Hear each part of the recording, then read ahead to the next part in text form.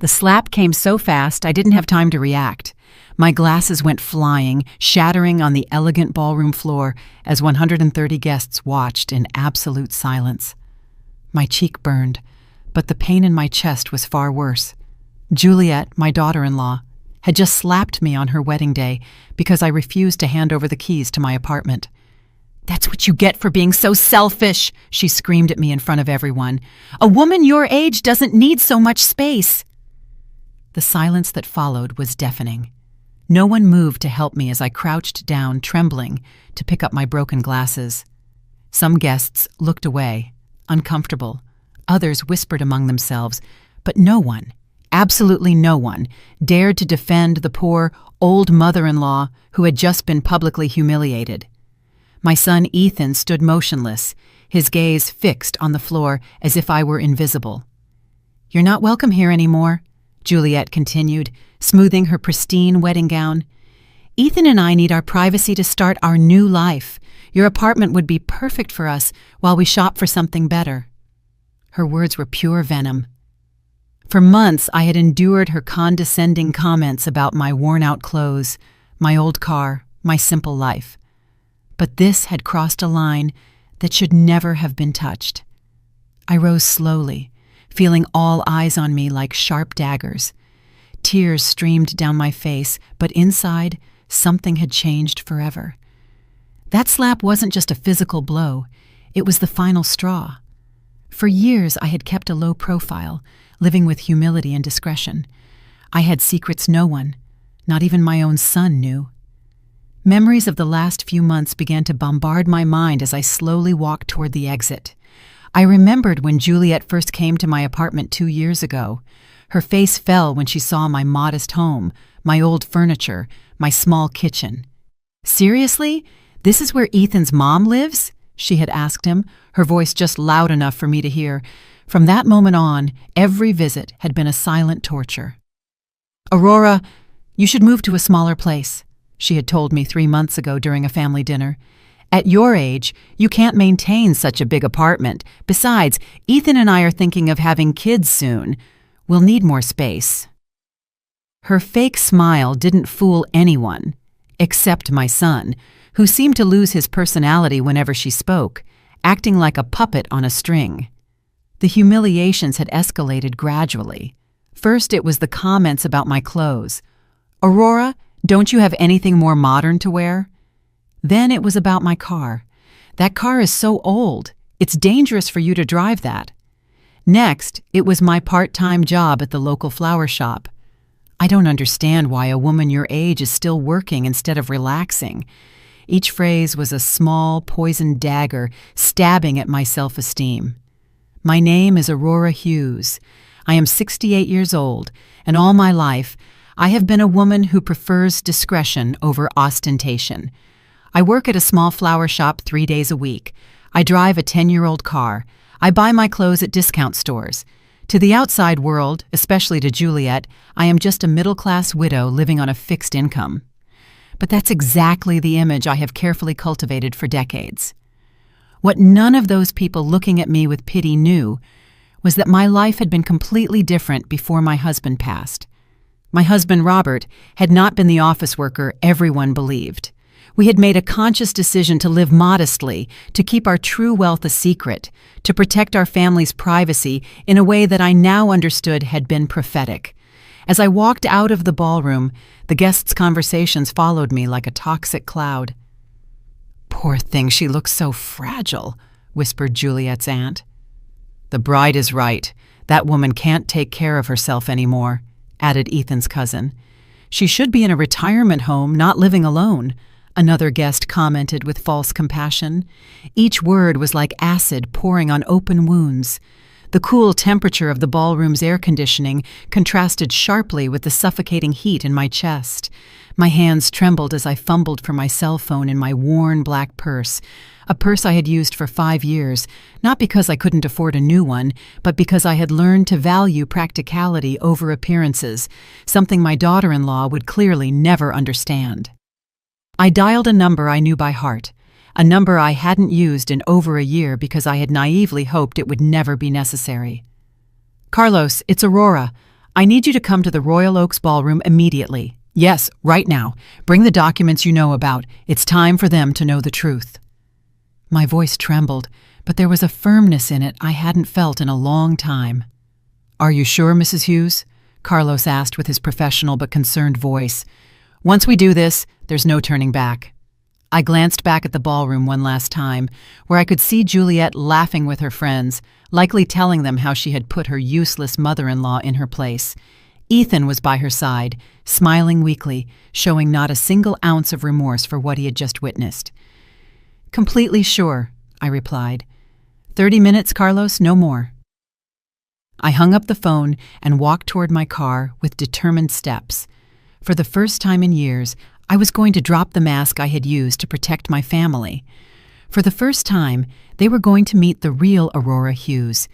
And when that happened, when reality hit their perfect fake worlds, they would understand the true meaning of the word regret. The parking lot was quiet, lit by streetlights that cast long shadows between the cars. I sat in my old sedan and waited. 30 minutes for their lives to change forever. 30 minutes for them to discover they had made the biggest mistake of their lives by humiliating the woman who had secretly been taking care of them more than they could ever imagine. While I waited in my car, memories of how I had reached this moment began to flood my mind like an unstoppable avalanche.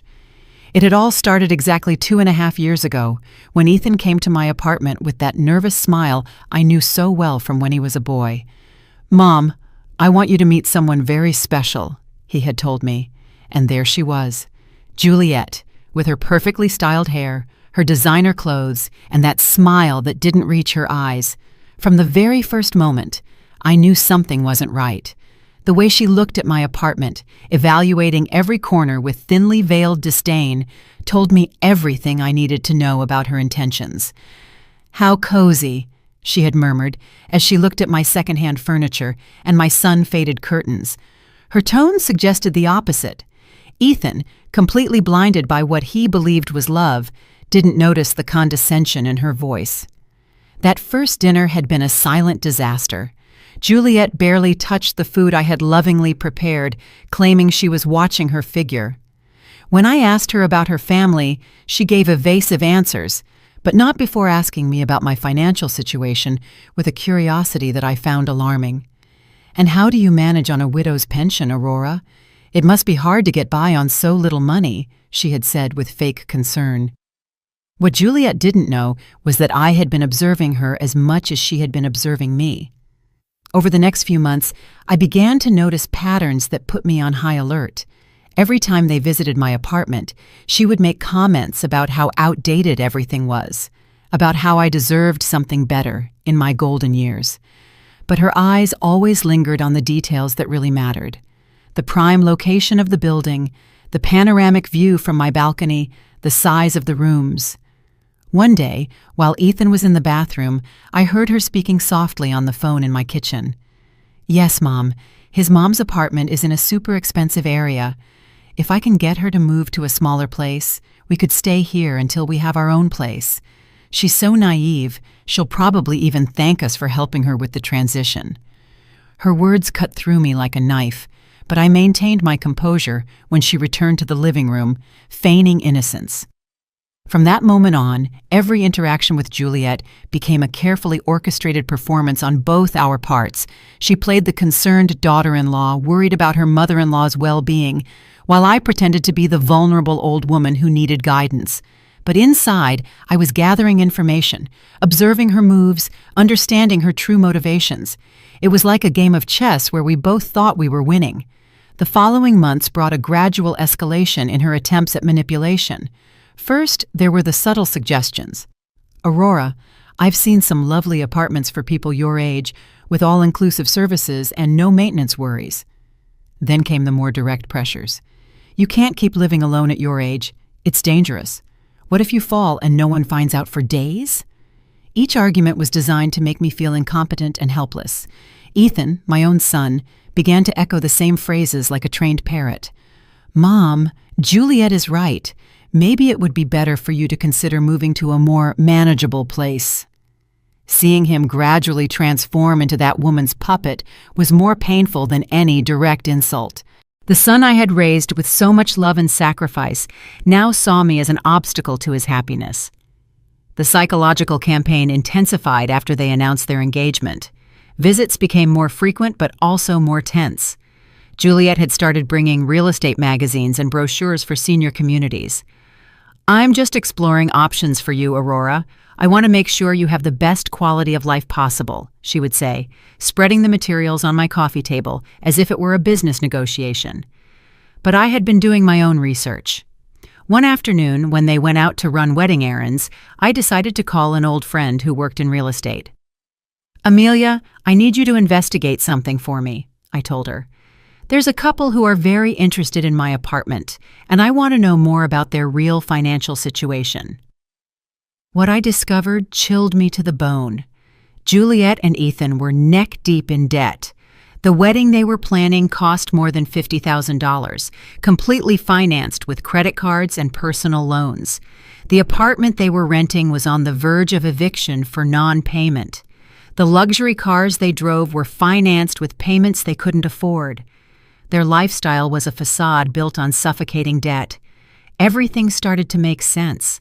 The rush to get married, the insistence that I move, the constant comments about my economic vulnerability. It wasn't love that had united this couple. It was the desperate need to find a solution to their financial problems. And my apartment, located in one of the most exclusive areas of the city, was their lifeline. The revelation hit me like a slap to the soul. My son, the boy I had raised with values of honesty and hard work, had chosen the easy path of manipulation and deceit. He had allowed an ambitious woman to convince him to see his own mother as a resource to be exploited instead of a person to be loved and respected. In the weeks leading up to the wedding, their attempts became more aggressive. "Aurora, you can't keep being so selfish," Juliet had said to me just 3 days before the ceremony. "Ethan and I have sacrificed so much for this marriage. The least you can do is help us with housing." Her words no longer even wore the mask of fake concern. It was a direct demand disguised as a family favor. That night, I had made a decision that would change everything. I called Carlos, my financial advisor, and the only man I had completely trusted since my husband Robert's death. "Carlos, I need you to prepare some documents. It's possible I'll very soon have to reveal information I've kept secret for years." His voice had become serious immediately. "Mrs. Hughes, are you sure this is the right time?" He had warned me with the wisdom of someone who had handled my affairs for more than a decade. "Once this information is public, you can't take it back. The consequences could be devastating for family relationships." But I had already made up my mind. The family I had tried to protect with my silence had chosen to betray me. And now, sitting in my car in the ballroom parking lot, waiting for Carlos to arrive with the documents that would change everything, I realized the moment of truth had come. 25 more minutes, and Juliet, Ethan, and all those guests who had looked at me with pity would discover who Aurora Hughes really was. 25 more minutes, and their perfect worlds built on lies and greed would crumble like sandcastles. The night breeze rustled the tree leaves around the parking lot, creating dancing shadows under the lights. It was strangely poetic that on such a beautiful night, so many illusions were about to die forever. 20 minutes had passed since my call to Carlos, and every second felt like an eternity. From my car, I could see the golden lights of the ballroom, hear the cheerful music and laughter spilling out of the open windows. It was surreal to think that in just a few minutes, that celebration would turn into a nightmare for the main players. I closed my eyes and let the most painful memories of the last few months flood my mind. I needed to remember exactly why I had reached this point of no return. The biggest humiliation had happened just 2 weeks before the wedding, during what Juliet had called an important family meeting. She had arrived at my apartment, accompanied not only by Ethan, but also by her parents, a perfectly planned ambush. "Aurora, we want to talk to you about your future," Juliet's mother, an haughty woman who looked at me as if I were a bothersome insect, had begun. We believe it's time for you to make responsible decisions about your life," continued Juliet's father, a burly man who had surveyed my apartment with the eyes of an appraiser evaluating a property. "At your age, living alone in such a big place is not only unnecessary, but dangerous. What if you have a medical emergency and no one finds out for days?" Their words were rehearsed, too perfect to be spontaneous. Ethan had remained silent throughout the conversation, nodding occasionally like a well-trained puppet. Seeing him there, sitting next to a family that treated me like an obstacle, was like watching the son I had raised die before my eyes. "Mom," he finally said, in a voice I no longer recognized. "They're right. Juliet and I have been talking, and we think it would be better for everyone if you moved to a place more appropriate for your age." "Appropriate for my age?" I repeated, feeling the anger begin to boil inside me. "And who gets to decide what's appropriate for me? You?" Juliet's mother exchanged a knowing look with her husband, as if my words confirmed something they had already discussed. "Aurora, we understand this can be difficult to accept, but you must think about what's best for Ethan and Juliet." "What's best for them?" I murmured, beginning to understand the true dimension of the conspiracy that had been woven behind my back. "And I suppose my apartment would be perfect for them to start their married life, right?" The awkward silence that followed my question was all the answer I needed. They had planned every detail of this conversation, every argument, every psychological pressure. Juliet took control at that moment, deploying her full arsenal of emotional manipulation. "Aurora, it's not just about the apartment, it's about your well-being. We've been doing research, and we found a wonderful residence for people your age. It has 24-hour medical services, social activities, prepared meals. You could make friends with people who understand what you're going through." Her fake smile made me nauseous. "What I'm going through?" I asked, feigning confusion. "And what exactly do you think I'm going through, Juliet?" She looked at Ethan for support before answering. "Well, loneliness, financial uncertainty, the fear of not being able to take care of yourself. It's normal at your age, Aurora. You don't have to be ashamed of needing help." The audacity of this 28-year-old woman telling me what was normal at my age left me speechless for a moment. But then I saw something in her eyes that chilled me. The absolute certainty that she had a right to my life, my home, my decisions. To her, I was no longer a person with autonomy, but an obstacle to be removed with as little resistance as possible. "We've run the numbers," Juliet's father continued, pulling out a folder they had clearly prepared in advance. "The cost of the residence would be approximately $2,500 a month. With the sale of your apartment, you'd have enough money to cover it for many years, and there would still be some left over to help Ethan and Juliet with their initial marriage expenses." There it was, the naked, raw truth. It wasn't about my well-being or my safety, it was about money. It was about converting my home into cash to finance their unsustainable lifestyle. "And if I refuse?" I asked, although I already knew the answer. "Aurora," Ethan said, his voice sounding rehearsed. "We hope it won't be necessary to take more drastic measures, but if your mental health deteriorates to the point that you can't make rational decisions—" The implicit threat was crystal clear. If I didn't cooperate voluntarily, they would seek legal ways to declare me incompetent. They had done their research, they had planned, they had prepared the ground to take everything I owned by force if necessary. The son I had raised with so much love was sitting right there, allowing strangers to threaten his own mother. That night, after they left with my firm refusal, I cried for the first time in years. Not out of sadness, but for the definitive death of the illusions I had held about my family. I had called Carlos immediately. "I need you to investigate something urgently," I had told him through tears. "I want to know exactly what the real financial situation is for my son and his fiancée. Everything. Debts, income, liabilities, everything." The results of that investigation had been devastating. Ethan earned $45,000 annually as a sales manager, but had debts of more than $80,000 on credit cards. Juliet worked part-time as an image consultant, making maybe $4,000 a year, but spent as if she had an executive salary. Together, they owed more than $120,000, not counting the loans they had taken out for the wedding. The apartment they rented for $2,000 a month was 3 months behind on payments. The cars they drove were financed with payments that took up 60% of their combined income. Their main credit card was maxed out, and they had started using cash advances to pay other debts. They were in a financial freefall, and my apartment represented their only hope of salvation. But there was something else in Carlos's report that had completely broken my heart. For the past 6 months, Ethan had been regularly calling banks and insurance companies, asking about loans against his elderly mother's property. He had been asking about legal procedures to obtain financial power of attorney over senior citizens.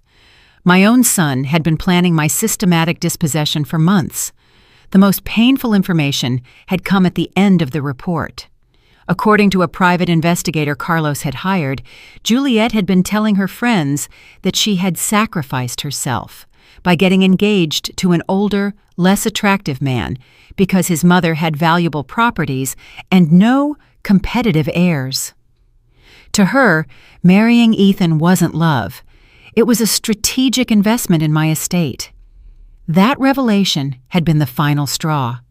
For weeks, I had considered simply revealing my true financial situation to them, thinking that maybe the shock would make them reconsider their behavior. But after reading that report, I understood that it wasn't about money or desperation. It was about a pure, calculated greed that had corrupted my son until he was unrecognizable. The days leading up to the wedding had been torture. Every phone call from Ethan was a new pressure to reconsider my position. Every visit from Juliet included poisonous comments about my stubbornness and selfishness. They had started to treat me as if I were already a senile old woman whose opinions didn't matter. The night before the wedding, Ethan had made his last attempt. "Mom, tomorrow is the most important day of my life.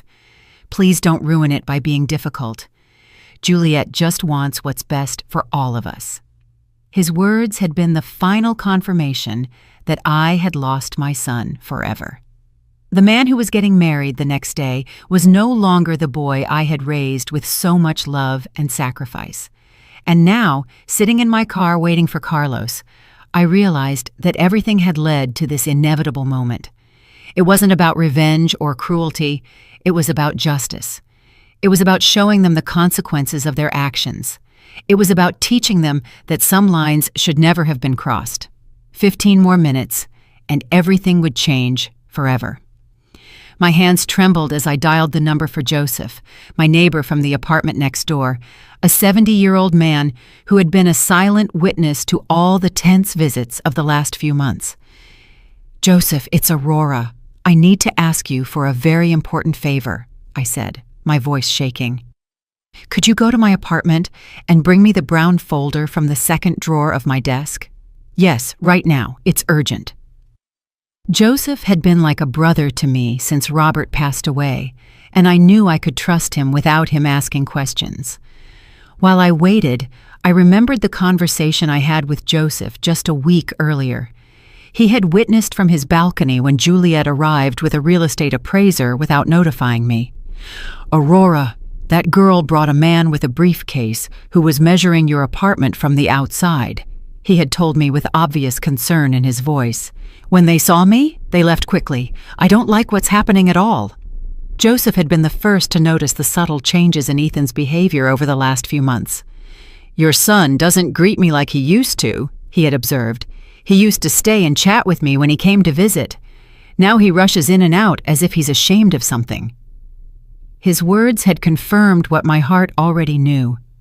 I had lost my son long before the slap that night. The folder I had asked Joseph for contained documents no one in my family had ever seen: bank certificates, property titles, investment records that Robert and I had kept secret for decades. Documents that proved the poor widow living on a modest pension was actually a woman with enough resources to change lives with a single decision. 10 minutes later, Joseph appeared in the parking lot with the folder in his hands. "Aurora, what's going on? You look very upset," he asked as he handed me the documents. "It has to do with Ethan's wedding." I explained briefly what had happened in the ballroom, and I saw his face harden with every detail. "That woman is a viper," he muttered. "I always knew it." "Joseph, in a few minutes, a man named Carlos will arrive. When you see him, tell him I'm waiting for him here," I asked. "And Joseph, after tonight, many things are going to change. I want you to know you have always been like family to me." His eyes filled with tears as he nodded. "You're family to me too, Aurora. Do what you have to do." As Joseph returned to the building, I opened the folder and began to review documents I hadn't looked at in months. The first was a bank statement showing a balance of $5,400,000 in an investment account. The second was the property title for a downtown office building that generated monthly rent of $50,000. The third was the deed to a beach house I had bought as an investment 10 years ago. Robert had been a genius at investments, starting with a small import business and turning it into a silent empire. Together, we had made the decision to live modestly to protect our privacy and our family's security. "Visible wealth attracts problems," Robert used to say. "Invisible wealth gives you power." I never imagined I would have to use that power against my own son. Each document in that folder represented years of hard work and smart decisions. The flower shop where I worked 3 days a week wasn't because I needed the money, but because I liked to stay active and connected to the community. The old car I drove wasn't due to economic limitations, but because I had learned that unnecessary ostentation only brings problems. My apartment, the one Juliet so coveted, was actually the least valuable property in my portfolio. I had bought it not for its economic value, but for the memories it held. It was where Robert and I had spent our last years together, where we had planned our future, where he had passed away in my arms after a brave battle with cancer. But there was something else in that folder that would change everything for Ethan and Juliet. For the last 3 years, since my son had started having financial problems, I had been secretly paying many of his debts. The credit card payments he thought came from a work bonus were actually coming out of my account. The special discount on his rent that he had negotiated with his landlord was money I transferred monthly. Without Ethan knowing, I had been subsidizing his irresponsible lifestyle for years. The luxurious apartment he lived in, the car he drove, even some of the expenses for the wedding that was taking place at that very moment had been made possible by my secret financial support. I had thought I was helping my son through a difficult time, not realizing I was financing his transformation into a person I didn't recognize. The bank records showed monthly transfers totaling $4,500 that had kept the sinking ship of Ethan's financial life afloat. Money he thought came from work bonuses or tax refunds, when in reality it was his mother desperately trying to protect him from the consequences of his irresponsible decisions. The irony was devastating. While Juliet was humiliating me for being an economic burden on their future marriage, I was literally the only reason they could afford that marriage. While they were planning to strip me of my apartment to solve their financial problems, I had been solving those problems in secret for years. I closed the folder and looked toward the ballroom once more. The lights were still shining, the music was still playing, the guests were still celebrating, but in less than 5 minutes, Carlos would arrive with the final documents I needed. In less than 5 minutes, the process of cutting all the financial threads I had used to protect a son who had chosen to betray me would begin. This is not revenge, I reminded myself. This is justice. This is about teaching them that actions have consequences, that greed has a price, that family is not something you can sell for economic convenience. I had tried to protect Ethan from reality for too long, and that protection had corrupted him until he was unrecognizable. Headlights of a car approached the parking lot, illuminating the night with a white light that momentarily blinded me. It was Carlos, punctual as always, arriving with the documents that would change everything forever. I got out of my car and walked toward him, feeling how each step took me further away from the Aurora I had been and closer to the woman I needed to become. "Mrs. Hughes," Carlos said as he got out of his car, a legal brief under his arm. "Are you completely sure about this? Once we go in there will be no way to undo what is about to happen."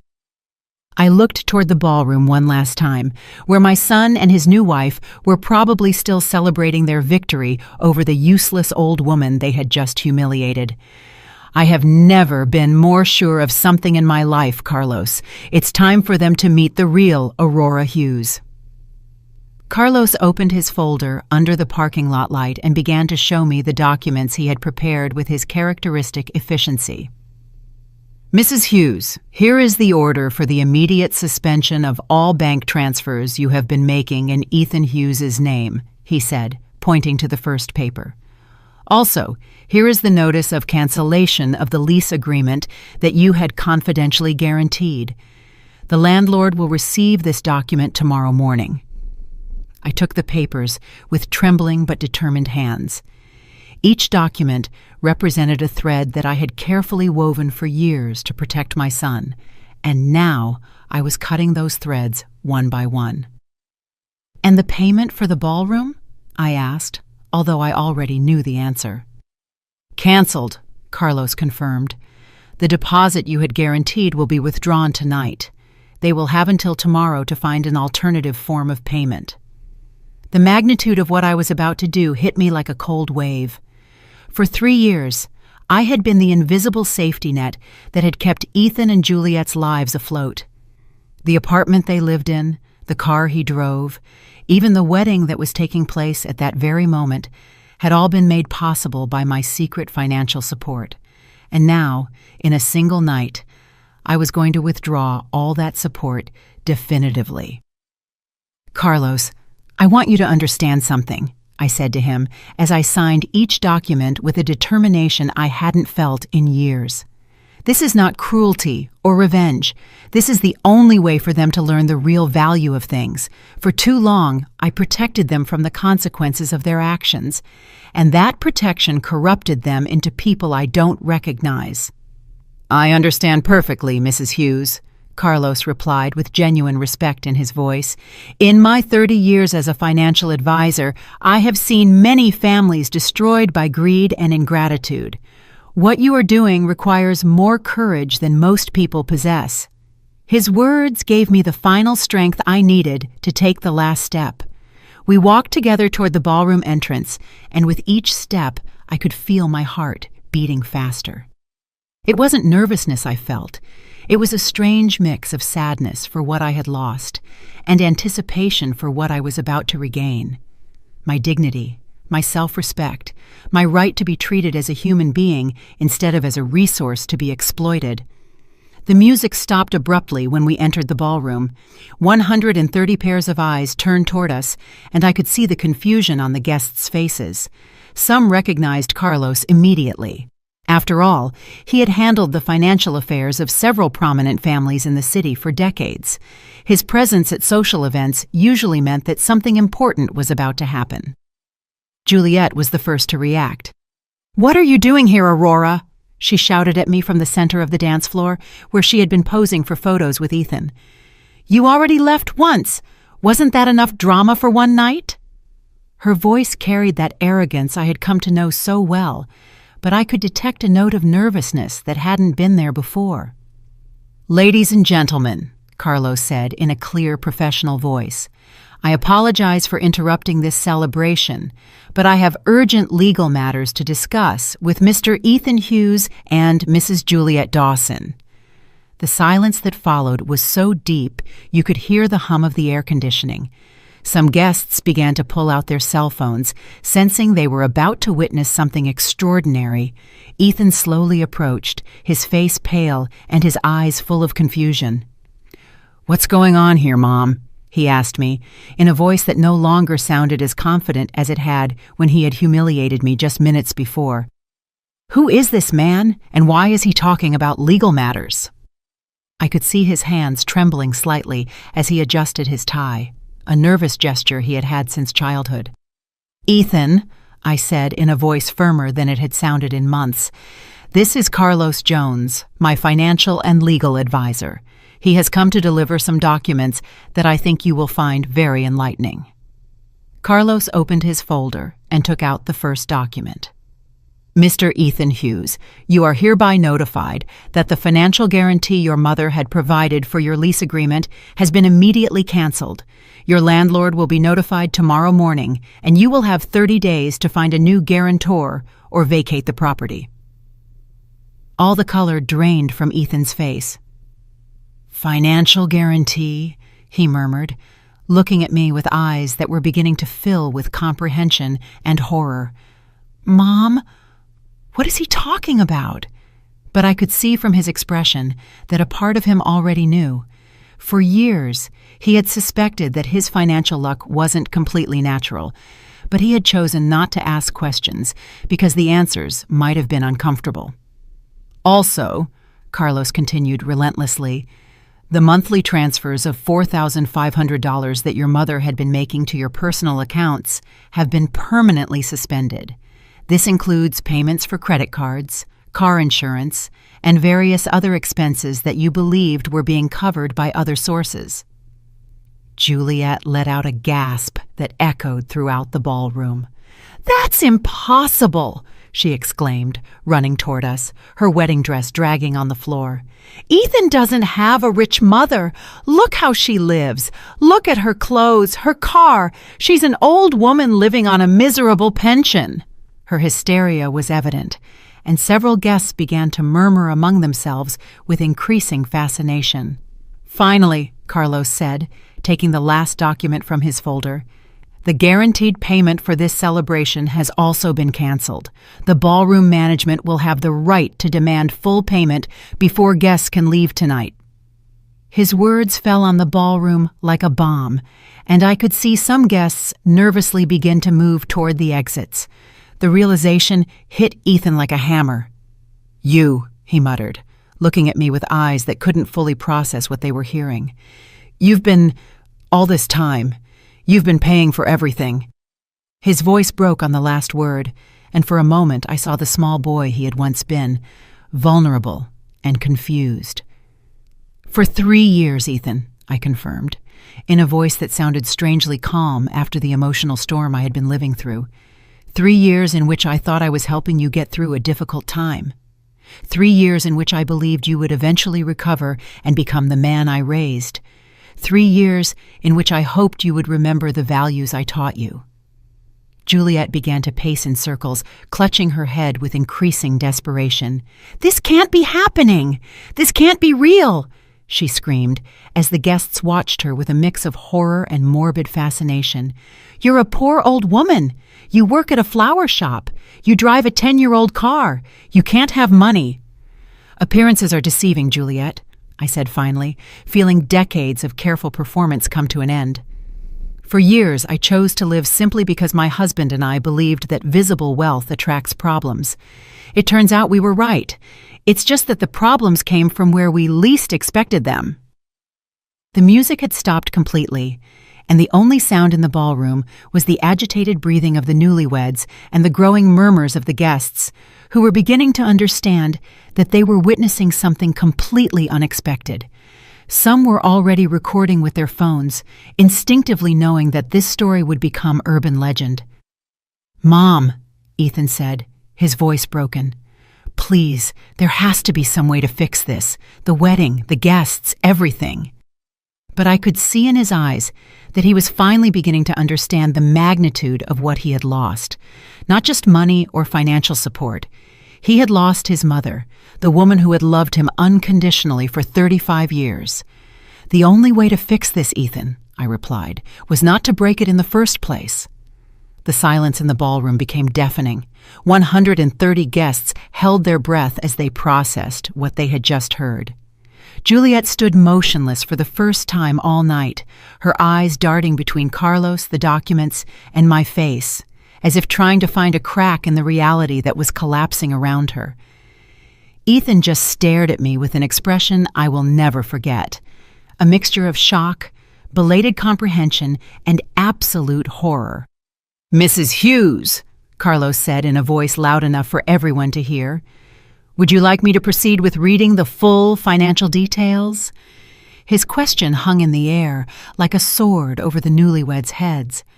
I could see several guests moving closer, fascinated by the drama unfolding before their eyes. "Please, Carlos," I replied, with a serenity I didn't know I possessed. "I think everyone deserves to know the full truth."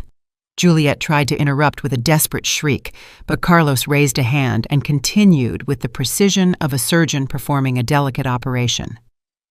"Over the last 36 months, Carlos began, consulting his documents, Mrs. Aurora Hughes has transferred a total of $162,000 to cover the living expenses of her son, Ethan Hughes, and his fiancée. This includes $48,000 for rent payments, $44,000 for credit card payments, $18,000 for vehicle insurance, and $22,000 for miscellaneous expenses." A collective murmur swept through the ballroom. Some guests exchanged glances of astonishment. Others pulled out calculators on their phones to verify the figures. Juliet's mother, who had remained seated at the head table throughout the confrontation, slowly stood up, her face completely pale.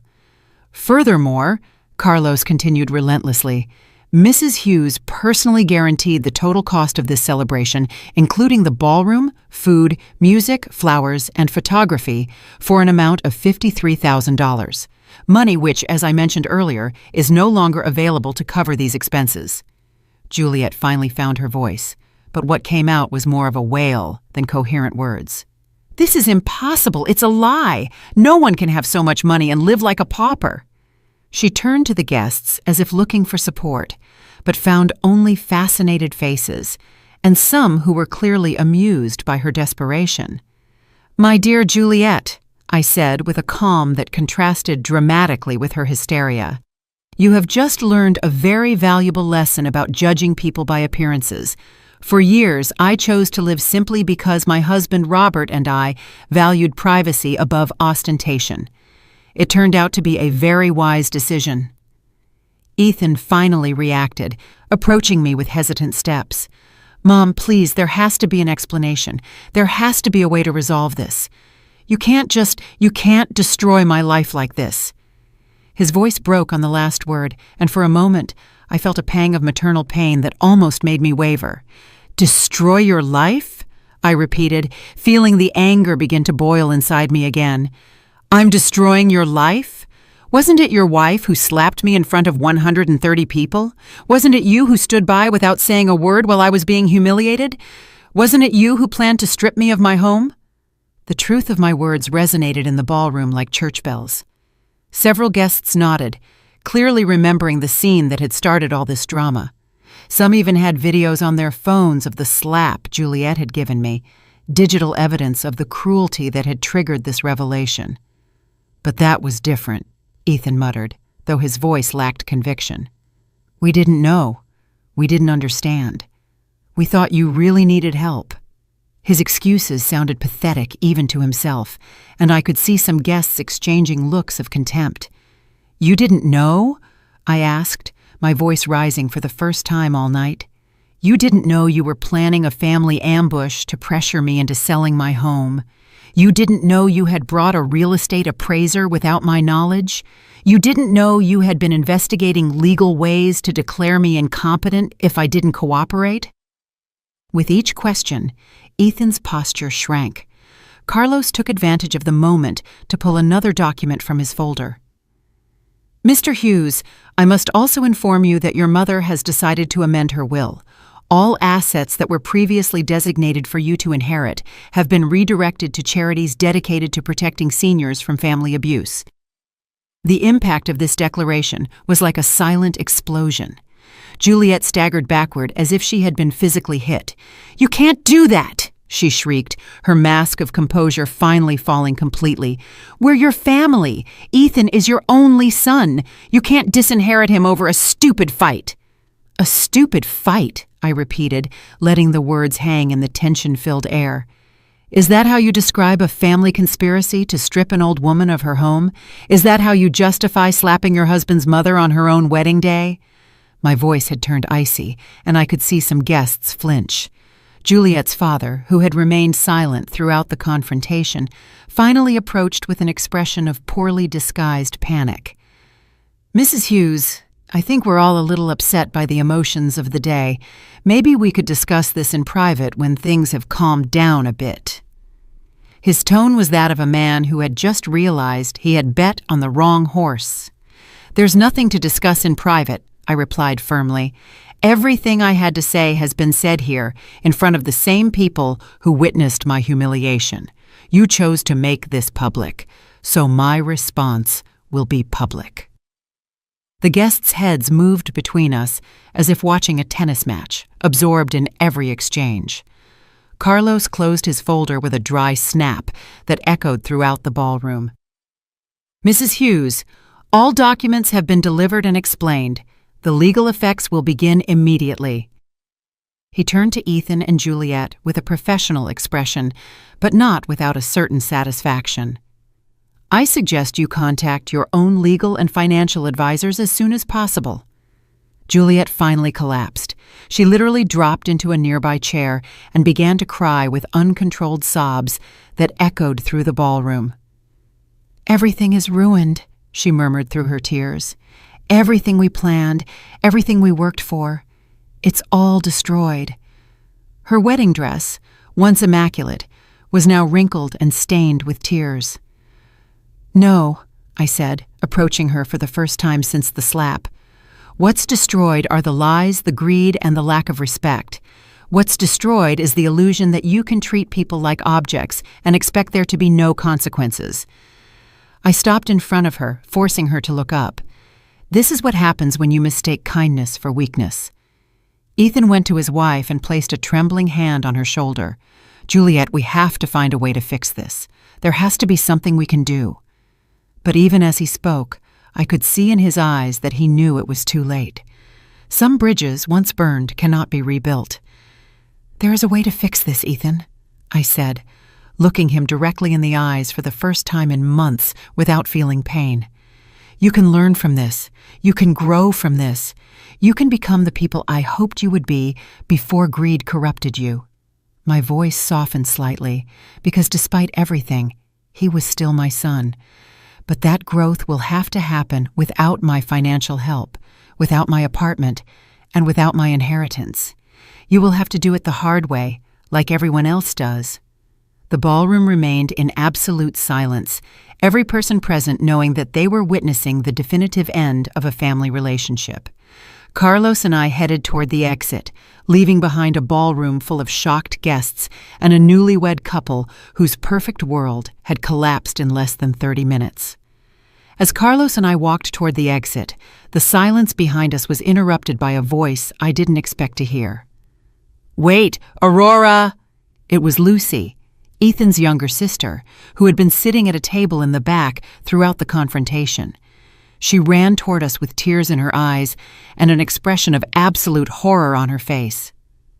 "Aunt Aurora," Lucy said in a trembling voice, "I didn't know anything about this. I swear Ethan never told me what they were planning with you." Lucy had always been my favorite niece, a 29-year-old who worked as a teacher and had maintained a close relationship with me even after Ethan had distanced himself. "If I had known what they were going to do to you, I would have tried to stop them." I stopped and looked at her, seeing in her eyes the same honesty I had known since she was a little girl. "I know, Lucy," I said softly, placing a hand on her cheek. "You have always been different. You've never seen people as opportunities or resources to be exploited." Her tears fell harder as she nodded, clearly devastated by her brother's actions. "But why did you never tell us about the money?" Lucy asked with genuine confusion. "Why did you keep all this a secret for so many years?" It was a question that deserved an honest answer, especially coming from someone who had always treated me with respect and genuine love. "Because your Uncle Robert and I learned a long time ago that money changes people," I explained, as some guests discreetly moved closer to listen. "We have seen families destroyed by inheritances, friendships ended by loans, and children who see their parents as walking pensions. We decided to live simply to protect the relationships that really mattered." Lucy nodded slowly, beginning to understand the wisdom behind my decisions. "But Ethan, he was different before. When we were kids, he would have defended anyone who hurt you. What happened to him?" Her question contained all the pain of a sister who had watched her brother transform into someone unrecognizable.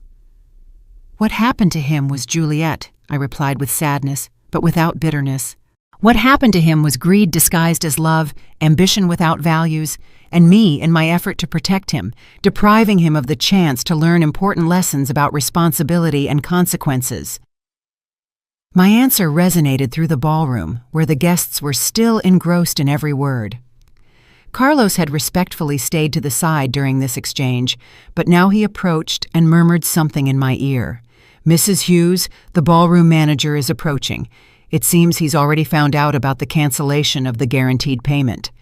Indeed, I could see a burly man in a suit walking toward us with several papers in his hands and a very serious expression. "Mrs. Hughes," the manager said in a tense voice, "I just received a payment cancellation notice that is highly irregular. The contract for this celebration is guaranteed until tomorrow morning. Can you explain what's happening here?" His presence added a new layer of immediate reality to the crisis I had just triggered. "Mr. Martinez," I replied, remembering his name from the conversations we had when I secretly arranged the wedding payment. "The financial guarantee I provided for this celebration has been revoked due to extraordinary circumstances that have come to light tonight." I gestured toward Ethan and Juliet, who remained in the center of the ballroom like statues of despair. "I understand," Martinez said, looking at the scene with the experience of someone who had handled social events for decades. "And who will be responsible for the payment now? The total outstanding amount is $53,000, including the ballroom, food, music, flowers, and photography services." His voice was professional but firm, making it clear that someone would have to solve this problem immediately. Ethan finally reacted, approaching us with hesitant steps. "Mr. Martinez, there must be some misunderstanding. My mom, she can't just cancel the payment like that. We're family. This can be resolved." His voice carried a desperation I had never heard before, the desperation of a man who finally understood the magnitude of his situation. "Young man," Martinez said with the forced patience of a professional, "the financial guarantee was provided by Mrs. Hughes personally and privately. She has the legal right to withdraw that guarantee at any time. I now need someone to provide an alternative form of payment immediately, or I will be forced to suspend the event." Juliet approached, stumbling, her wedding dress now completely disheveled and her makeup smeared with tears. "You can't do this!" she yelled at Martinez. "It's our wedding day! You can't ruin our wedding day over money problems!" Her hysteria was evident, and several guests began to murmur among themselves with increasing discomfort. "Ma'am," Martinez replied with growing firmness, "I am not ruining anything. I am simply following the contractual terms that you signed. If you cannot provide an alternative payment immediately, I will have to ask all guests to leave and suspend all services." His ultimatum fell on the ballroom like a final sentence. The reality of the situation began to penetrate the minds of the guests. Some had already started to grab their bags and discreetly head for the exits. Others remained fascinated by the drama that continued to unfold, like spectators of a traffic accident they couldn't look away from. "Mom," Ethan said, approaching me with tears in his eyes for the first time since he was a child, "please, I know what we did was wrong. I know we hurt you. But there are 130 people here. There are photos. There are memories. You can't destroy all this over a fight." His voice broke on the last word, and for a moment I saw the little boy he had once been. "Ethan," I replied, with a calm that surprised me, "I am not destroying anything. You destroyed this when you chose greed over love, when you chose manipulation over honesty, when you chose to publicly humiliate me instead of treating me with the respect I deserve as your mother." Each word was like a dagger, but they were words that needed to be said. "But what are we going to do?" Juliet asked in a desperate voice, looking at the guests who continued to leave the ballroom. "How are we going to explain this? How are we going to pay for all of this?"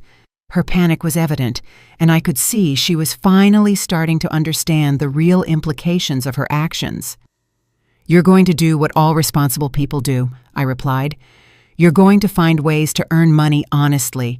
You're going to learn to live within your means. You're going to discover what it means to work hard for the things you want, instead of expecting others to provide them for you."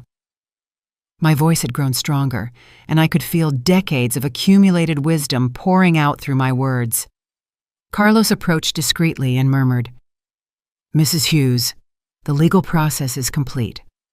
All documents have been delivered and explained. There is nothing more we can do here." His message was clear. It was time to leave, to let Ethan and Juliet face the consequences of their decisions without my presence as a distraction. Lucy approached once more and hugged me tightly. "Aunt Aurora, I want you to know that you will always have my respect and my love, no matter what happens with Ethan." Her words were like a balm for my wounded heart, reminding me that not all family had been corrupted by greed. "And you will always have mine, Lucy," I replied, returning the hug. "Remember this night when you make important decisions in your life. Remember that character is defined not by what we have, but by how we treat the people we love." Her tears soaked my shoulder as she nodded, completely understanding the lesson that was unfolding before her eyes. Martinez approached again, this time with greater urgency. "Ladies and gentlemen, I need an immediate resolution. I have other commitments tonight, and I cannot keep staff here indefinitely without a guarantee of payment." His professional patience was finally running out, adding additional pressure to an already desperate situation. "You have my phone number," I said to Ethan and Juliet for the last time. "When you are ready to have a real conversation about respect, values, and responsibility, when you have learned what it means to earn things for yourselves, when you can look me in the eye and offer me a genuine apology for what you did to me tonight, then we can talk. But for that," I added, looking at them directly, "first you will have to find a way to solve the mess you created here, all on your own." With those words, I turned and walked toward the exit with Carlos, leaving behind a ballroom full of chaos, despair, and the harsh reality of deserved consequences. 3 days after the wedding, my apartment had become a refuge of peace I hadn't experienced in years. Joseph had come over every morning with coffee and pastries from the local bakery, making sure I was okay after what he called the night Aurora reclaimed her dignity. His visits had been a balm for my soul, reminding me that I still had chosen family who valued me for who I truly was. The phone had rung incessantly for these 3 days. Ethan had called 37 times, leaving messages that evolved from initial anger to desperate pleading. Juliet had sent 14 text messages, each more hysterical than the last. Her parents had shown up at my door twice, demanding that I fix the mess I had caused, but I had held my ground with a calmness that surprised even myself. Carlos arrived that morning with news that, while expected, was devastating in its full scope. "Mrs. Hughes," he had told me as we drank tea on my balcony, "I have received reports from all fronts. Ethan and Juliet were evicted from their apartment yesterday morning. The ballroom has initiated legal proceedings to recover the $53,000 owed. Their credit cards have been canceled for non-payment." "And where are they living now?" I had asked, although a part of me already knew the answer. "With Juliet's parents," Carlos replied. "Apparently, it's a 2-bedroom apartment where 3 people already live. The situation is tense, according to my sources." His expression suggested that tense was a very conservative description of reality. That afternoon, while I was watering my plants on the balcony, I saw a familiar car park in front of the building. It was Lucy, but this time she wasn't alone. With her was Amelia, my old friend from the real estate sector. and to my surprise, Joseph got out of the back seat. "Aurora!" Lucy yelled from the sidewalk. "We need to talk to you. There are things you need to know." When they arrived at my apartment, their faces wore a mixture of urgency and concern that immediately put me on alert. "Aunt Aurora," Lucy began, "I've been investigating some things since the wedding night, things I think you need to know before it's too late." She sat on my couch with a folder in her hands that looked as official as the one Carlos had carried to the ballroom. "Too late for what?" I asked, pouring her some tea while trying to stay calm. Amelia cleared her throat and spoke for the first time. "Aurora, for the last 3 days, I've been doing some digging into Ethan and Juliet's financial situation. What I found goes beyond what any of us imagined. They had been planning this for more than a year," Amelia continued, opening the folder to reveal documents that made me feel sick to my stomach. I found evidence that Juliet had been consulting with lawyers specializing in mental competency cases for seniors. They had a detailed plan to legally declare you incompetent and gain control over all your properties. Joseph, who had remained silent until then, leaned forward with a grave expression. "Aurora, there's more. That night, after you left the ballroom, I overheard Juliet talking on the phone with someone. She was saying that the old woman had ruined everything, but they still had Plan B." His words sent a shiver down my spine. "Plan B?" I repeated, feeling my stomach clench with a mixture of fear and anger. Lucy took my hand and squeezed it gently. "Aunt Aurora, they've been telling everyone you've gone senile, that the scene at the wedding was evidence that you've lost touch with reality. They're building a case for a judge to declare that you can't handle your own affairs." The magnitude of their betrayal expanded before me like an infected wound. It wasn't enough to have publicly humiliated me, to have planned to strip me of my home, to have conspired against me for months. Now they were trying to use my justified response to their cruelty as evidence of mental incompetence. It was a wickedness that surpassed anything I had imagined possible. "But that's not all," Amelia added, her voice trembling. "I've discovered that Juliet has been spreading rumors in the neighborhood about your erratic behavior. She has visited several of your neighbors, suggesting that they should report anything concerning they observe about you." The systematic nature of her defamation campaign left me breathless. Carlos, who had returned for our scheduled meeting, entered the apartment at that moment and found the atmosphere thick with tension. "Mrs. Hughes, I see you've already found out about some of the recent maneuvers." His expression was more serious than I had ever seen it. "I have some additional news that confirms what your friends have discovered. Ethan filed a preliminary petition yesterday," Carlos said, pulling documents from his own folder. "He is requesting that a court evaluate your mental competency based on what he calls irrational behavior and erratic financial decisions. He has provided sworn statements from several witnesses who were present at the wedding." "Sworn statements?" I asked, feeling the anger begin to replace the shock. "What kind of statements?" Carlos consulted his papers before answering. "Statements describing your unjustified emotional outburst against an innocent young couple. Statements characterizing your financial decisions as vengeful and destructive. Statements suggesting that you have lost the ability to make rational decisions." Lucy squeezed my hand tighter. "Aunt Aurora, they've convinced several wedding guests to sign declarations. Most of them don't really understand what was going on that night. They just saw an old woman attacking newlyweds." Her voice contained all the frustration of someone who had seen the truth but felt powerless to make it prevail. "But we have good news too," Joseph intervened with a smile that contrasted dramatically with the gravity of the situation. "It turns out there are more people on your side than they imagine." He took out his own cell phone and showed me a screen that left me stunned. "Joseph, what is this?" I asked, looking at what appeared to be a social media video with thousands of views. "Aurora, remember that several guests were recording that night? Well, some of those videos have gone viral. People aren't seeing a senile old woman attacking an innocent couple. They're seeing a dignified woman revealing the truth about years of abuse and manipulation. Amelia leaned in to look at the phone, too. Aurora, the comments on these videos are overwhelmingly in your favor. People are praising your courage, your dignity under pressure, your decision to set boundaries.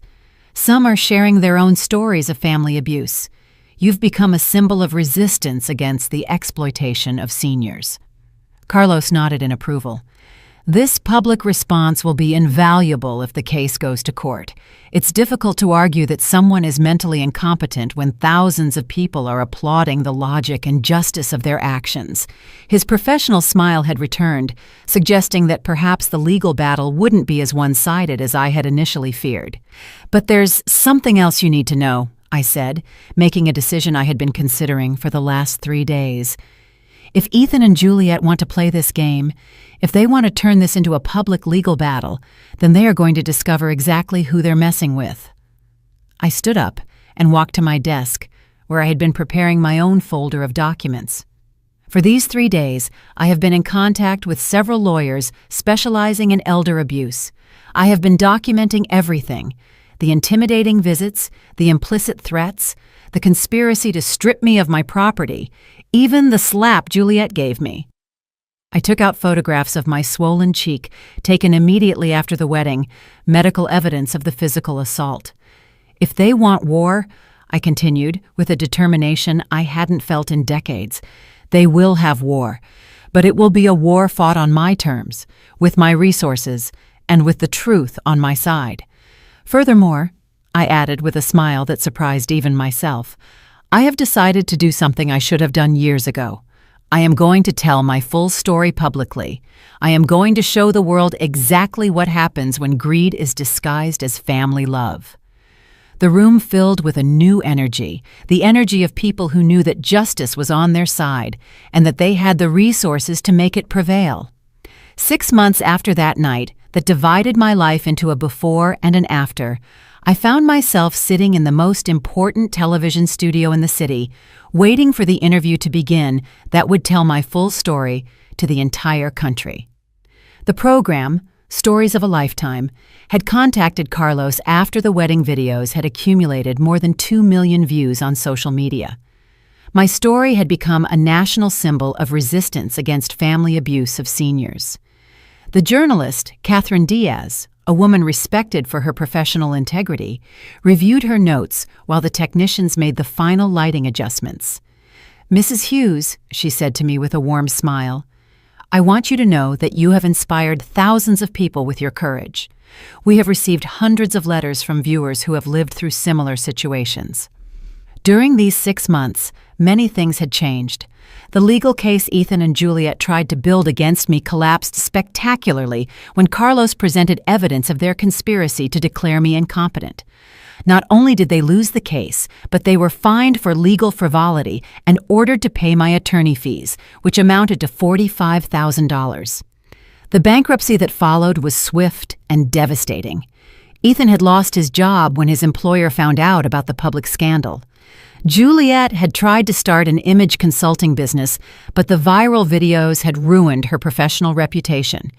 They were now living in a 1-bedroom apartment in the suburbs, working part-time jobs and struggling to pay their accumulated debts.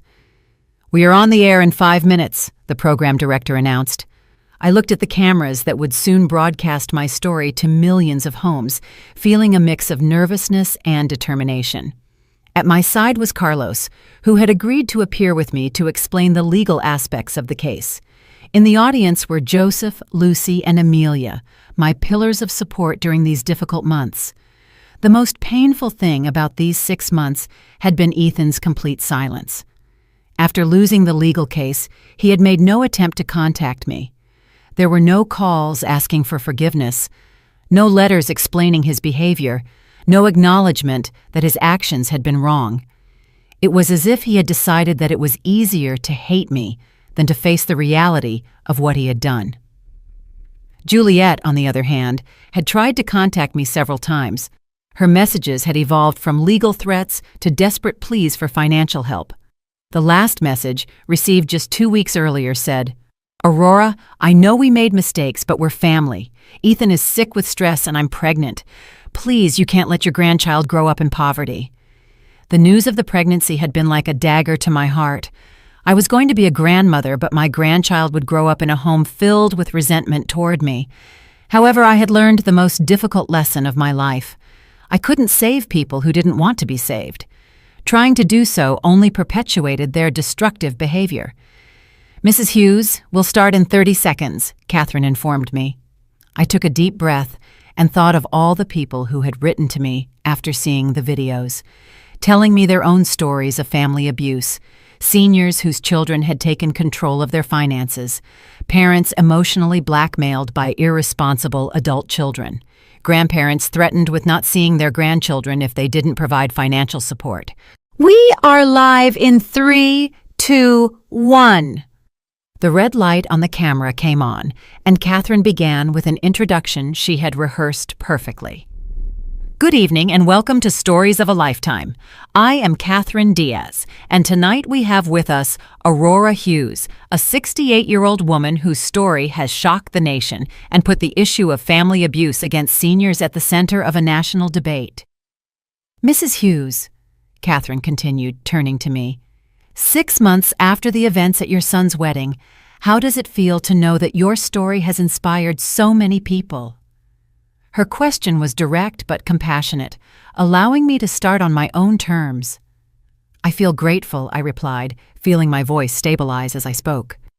Grateful that something as painful as the loss of my relationship with my son has served to help other people in similar situations. For months I felt lonely and confused, wondering if I was the one who was wrong. Now I know that what I went through is more common than any of us would like to admit. Catherine nodded and consulted her notes. Tell us about the years leading up to that night, when you started to realize that something wasn't right in your relationship with your son and his fiancée. It was the question I had been waiting for, the opportunity to explain how emotional and financial abuse develops gradually, almost imperceptibly. It started with small things, I explained, remembering those early signs I had ignored out of love. Comments about my age, suggestions that I could no longer take care of myself, subtle pressures for me to make decisions that truly benefited them. Family abuse rarely begins with blows or shouting. It begins with the slow erosion of your self-confidence, with making you question your own reality. Carlos leaned forward to add legal context. What Aurora describes is a classic pattern we see in elder abuse cases. The perpetrators, especially when they are family members, use psychological manipulation tactics before proceeding to more direct forms of coercion. It's insidious because it's disguised as loving concern. And the moment of the revelation? Catherine asked. When did you decide to expose the truth about your financial situation? It was the question I knew would come, the one that required me to explain the most difficult decision of my life. The slap, I replied simply. When Juliet slapped me in the middle of the ballroom in front of 130 people for refusing to hand over the keys to my apartment, I knew she had crossed a line I couldn't ignore. In that moment, I understood that it was no longer about protecting my family from the consequences of their actions. It was about protecting myself from continuing to be abused. The interview continued for 45 minutes, covering all aspects of my story. I talked about the decision to live simply to protect my privacy, about the years of secret financial support I had provided, about the conspiracy to declare me incompetent, and about the legal battle that followed. Each answer was designed not only to tell my story, but to educate others about the warning signs and available resources. Mrs. Hughes, Catherine said near the end of the program, do you have a message for your son if he is watching this interview tonight? It was the most difficult question, the one I had been both dreading and hoping for. I looked directly into the camera, knowing there was a chance Ethan was watching. Ethan, if you are listening to this, I want you to know that I still love you. I will always love you because you are my son. But loving someone doesn't mean allowing them to abuse you. Loving someone doesn't mean sacrificing your dignity for their convenience. Loving someone doesn't mean becoming a victim of their greed. The doors to my heart will always be open for you, I continued, feeling tears begin to well up in my eyes. But only if you can walk through them as the honorable man I tried to raise you to be. Only if you can look me in the eye and accept full responsibility for your actions. Only if you can show that you have learned that family is built on love and respect, not on opportunism and manipulation. And for all the people watching this who recognize their own story in mine, I added, addressing the broader audience, I want you to know that you have the right to be treated with dignity, no matter your age. You have the right to make your own decisions about your money, your home, your life. You have the right to set boundaries with family members who treat you badly, and you have the right to seek help when those boundaries are violated. When the cameras turned off, the studio erupted in applause from the production crew. Catherine hugged me with tears in her eyes. Aurora, that was one of the most powerful interviews I have ever done. It's going to change lives. Carlos nodded proudly, knowing we had achieved something bigger than winning a legal case. That night, as I drove back to my apartment with Joseph, Lucy, and Amelia, I felt more at peace than I had been in years. I had told my story, I had defended my truth, and I had used my pain to help others. No matter what the future held with Ethan, I knew I had done the right thing. Aurora, Lucy said from the back seat, I am so proud of you. You have turned the worst experience of your life into something that will protect thousands of people. Her words resonated in my heart as we arrived home. The apartment that Juliet had once coveted now truly felt like a home again, not because I had won a legal battle, but because I had finally learned to value myself enough to demand the respect I deserved. I had discovered that sometimes the only way to save a relationship is to be willing to lose it. And as I prepared for bed that night, I knew I had set the most important example of my life, that it's never too late to stand up for yourself, that you are never too old to demand dignity, and that true love sometimes requires the most difficult decisions. My story had ended, but my life was just beginning again. 2 years have passed since that night that divided my life into a before and an after. As I write these lines, I am sitting on the same balcony where I used to water my plants and reflect on the silent humiliations I thought I had to endure out of a mother's love. How different the world looks when you finally find the courage to put a price on your dignity. The morning began, like all of them have for the last 18 months, with a call from Carmen, the coordinator of the Aurora Hughes Foundation for the Protection of Seniors. Yes, I decided to use my name for the charitable organization I founded with part of my redirected inheritance. Aurora, we have 23 new cases this week, Carmen informed me, with that mixture of sadness and determination that characterizes those of us who work in this field. All similar patterns. Adult children pressuring older parents for property or money. Every case that comes across my desk is like looking into a mirror of the past. Yesterday, I reviewed the file of a 72-year-old woman whose daughter convinced her to sell her house for her own good, only to discover that the money financed a failed business and a vacation in Europe. The day before yesterday, it was a 69-year-old man whose twins emotionally blackmailed him. If you don't lend us $50,000, you will never see your grandchildren again. The irony is not lost on me. I have turned my worst personal experience into my most meaningful life purpose. The foundation has helped more than 400 seniors regain control over their finances, their properties, and, most importantly, their self-esteem.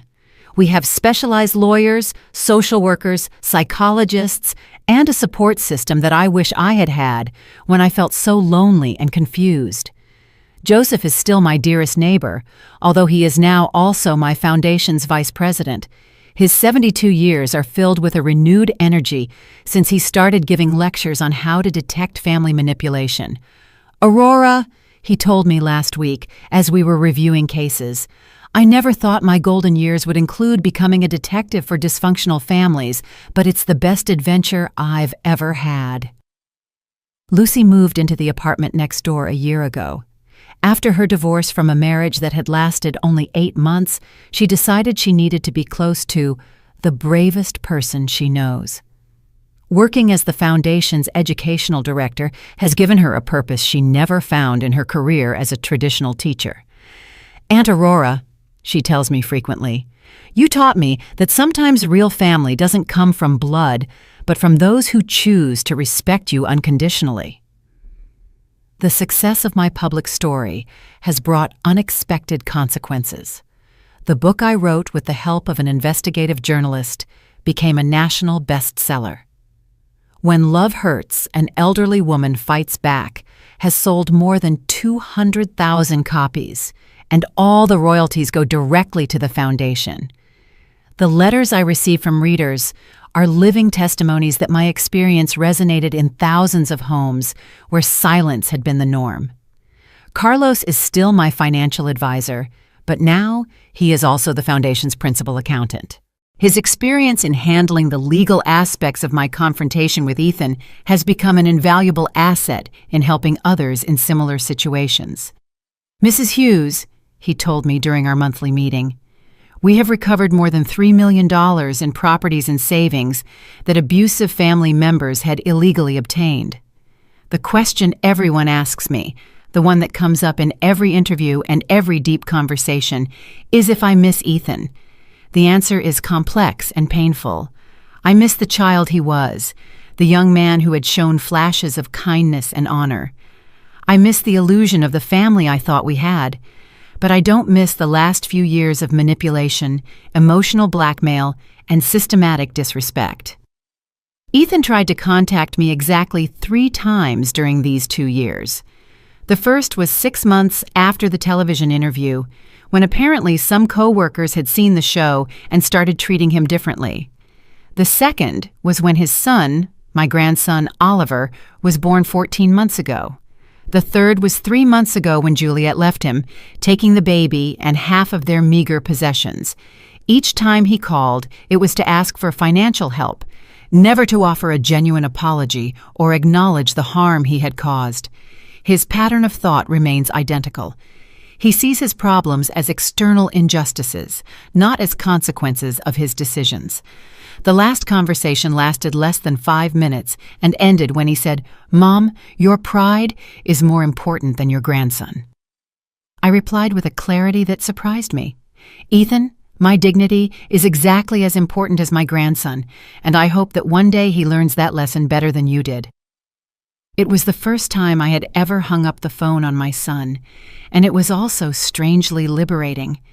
The topic of Oliver, my grandson, is the only one that can still make me cry. He is 14 months old and does not know me. When Juliet left, she took all the family photographs, including the few I had of him. I have created a trust fund for his college education, administered by Carlos, that will be available when he turns 18, regardless of the relationship we have by then. "Maybe," Amelia tells me during our weekly dinners, "when Oliver is older, he will seek his own answers about what happened in his family. Maybe he will find the courage to get to know his grandmother for himself." Amelia has become my closest confidant, especially since she also had to set difficult boundaries with toxic family members a decade ago. What surprises me most about these 2 years is how much my physical and mental health have improved. During the last few years with Ethan and Juliet, I had developed chronic insomnia, constant headaches, and an anxiety that kept me in a state of permanent alert. My doctor says my current tests show the stress levels of a woman 10 years younger. Aurora, Dr. Hernandez told me during my last checkup, "It's impressive how the body responds when we eliminate sources of toxic stress. Your blood pressure is perfect, your sleep is restorative, even your posture has improved." He's right. I walk more upright. My voice sounds firmer, and my hands no longer tremble when I make important decisions. The flower shop where I worked closed a year ago, but I found a new passion in the community garden I helped establish in the building. I teach other older residents about medicinal plants and organic growing techniques. It's an activity that connects me with the earth and with people who appreciate accumulated wisdom instead of seeing it as obsolescence. My current routine includes 3 days a week at the foundation offices, 2 days visiting the homes of seniors who need emotional support, and weekends dedicated to writing my second book. This one will focus on practical strategies for detecting and preventing family financial abuse based on the cases we have handled. The apartment that was once a source of greed is now a space of peace and creativity. I have converted Ethan's old room into an office where I receive people who need guidance. The walls are filled with thank you letters, photos of families we have helped reconcile in a healthy way, and diplomas from the universities where I have given lectures. One of the most rewarding experiences of this period has been becoming a mentor to other older women who are facing similar situations. Margaret, 74 years old, came to the foundation 6 months ago after her son sold her car without permission to pay off gambling debts. We worked together for 3 months, and last week she sent me a photo of her smiling in her new car, which she bought with her own savings after recovering the money legally. "Aurora," Margaret wrote to me in her letter, "you taught me that setting boundaries is not cruelty, it's survival. You taught me that self-love is not selfishness, it's a necessity. You taught me that it's never too late to stand up for yourself." Her words reminded me why all this pain was worth it. Reflecting on these 2 years, I understand that my story does not have the traditional happy ending where the whole family reconciles and we live happily ever after. But it has something better. It has authenticity, reclaimed dignity, and a purpose that transcends my personal pain. I have learned that sometimes the greatest demonstration of self-love is to walk away from those who insist on hurting you. If I could send a message to the past, to the Aurora who walked into that wedding ballroom 2 years ago, I would say to her, have courage. What is about to happen will be painful, but on the other side awaits a life more authentic than you ever imagined possible. Peace awaits you, the peace that comes from knowing you will never again allow anyone to treat you as if you are disposable. Tonight, as I finish writing these reflections, I look toward the future with renewed hope. Tomorrow, I have a meeting with senators to discuss new legislation to better protect seniors from family abuse. Next week, I am inaugurating the Foundation's 3rd regional center. Next month, I will begin a documentary series on this topic that will be broadcast nationally. My life at 70 is richer, more meaningful, and more authentic than it was at 68. I have learned that the end of a toxic relationship is not a loss. It's a liberation. I have discovered that true family is chosen as much as it is inherited, and I have proven that it is never too late to write a new chapter in your own story. When people ask me if I regret what I did that night, my answer is always the same. Did you like my story, and which city are you listening from? Let's meet in the comments. If you like the story, you can support me by sending a super thanks so I can keep bringing more stories like this. Thank you so much for your sweet support. I'm looking forward to your comments on the story. On the screen, you can see 2 new life stories that I highly recommend. There's so much more on my channel. Don't forget to subscribe. See you in the next life story with love and respect.